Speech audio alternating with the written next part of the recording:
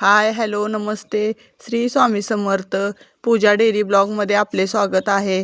आज सकाळचा व्ह्यू दाखवत आहे बघा. हे मोगऱ्याचे झाड आम्ही परवा दिवशी रात्री फुलं तोडलीच नव्हती, कारण का म्हणलं आता बाजारला गेल्यामुळे उशीर झाला आणि घरी येऊन परत मग तोडणंच झालं नाही. मग दुसऱ्या दिवशी सकाळ सकाळ तोडून घेतली बघा ही फुलं मोगऱ्याची. आणि एवढी मोठी फुलं, म्हणजे एवढं असं वाटलं नव्हतं. आम्ही रोज काळ्या तोडत होतो, त्याच्यामुळे आम्हाला वाटत होतं थोडी थोडी निघतली, पण ही बघा एवढी मोठी, म्हणजे असं भरपूर फुलं निघालेली होती.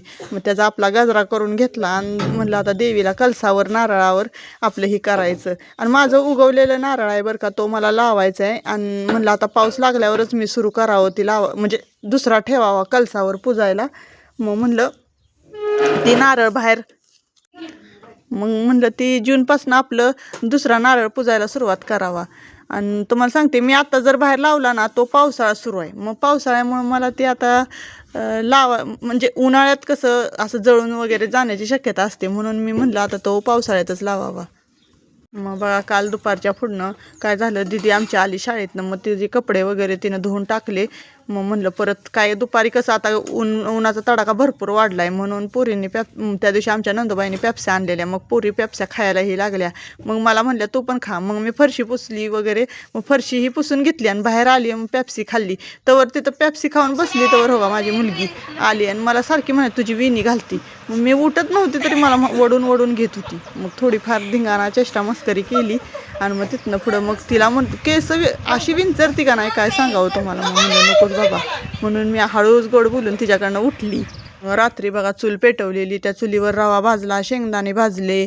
आणि रवा गॅसवर भाजायला काय नाही हो, पण लय वेळ लागतो उभं राहून भाजायला, म्हणून म्हणलं आपलं निवांत खरपूस रवा चुलीवर बसून भाजलेला बरा. मग भाजून घेतल्यानंतर रवा लगेचच त्या चुलीवर भाकरी वगैरे करून घेतल्या. आणि मग लास्टची भाकरी राहिलेली माझी मुलगी म्हणली मी करते, तू काय करू नको. मी म्हणलं नको ग, तुला जमणार नाही. म्हणली जमणार, बघ कशी येते. मग तिनं भाकरी केली पण आणि शिकून पण घेतली. मग परत म्हणलं चालतंय. मग आणि छान केली ती बरं का भाकरी. ती भाकरी तुम्हाला दाखवायचीच राहिली मी, पण आता परतच्या वेळेला जर तिनं केली ना, मी नक्की तुमच्यापर्यंत म्हणजे असं शेअर करण्याचा प्रयत्न करीन तुम्हाला. परत मग दुसऱ्या दिवशीचा आहे बघा, कारण सकाळी मुलं शाळेला जात नाही, ती काय तर त्यांना सांगून न्यावं लागतं. आणि दप्तर दाखवायचं नव्हतं एवढे दिवस, आम्ही दाखवत नव्हतो त्यांना दप्तर, पण आज त्यांना दप्तर अडकवून त्यांना शाळेत नेलं. कारण का म्हणलं कसं असतं, रोज रोज असं म्हणजे काय ना काय सांगणं चुकीचं आहे ना त्यांना, चला इकडे जाऊ तिकडे जाऊ. मग म्हणलं किती किती रडतेली बघूया म्हणून. मग रडली तर नाही तीच सोडा, पण कसं असते माहिती आहे का, त्यांची आजी दिसली की पोरं असं धिंगाणा करतात भरपूर. म्हणून आज आजीलाच म्हणलं तुम्ही इकडे तिकडे जावा, म्हणजे बरोबर पोरं जातील शाळेत. मग पोरगी पण न रडता शाळेत गेली आणि पोरगं पण शाळेत गेलं. मग चला म्हणलं, मग ह्यांनी शाळेतनं सोडून आलं आणि मी असं टोस्ट आणि दूध लय दिवसातनं मला खावं वाटलं, म्हणून मी आज खायला घेतलं. तर मला म्हणलं मला पण खायचं आहे. मग त्याने आणि मी दोघं पण आम्ही खाल्लं. मग म्हणलं खावा. चला, श्री स्वामी समर्थ. धन्यवाद. भेटू आता उद्याच्या ब्लॉगमध्ये.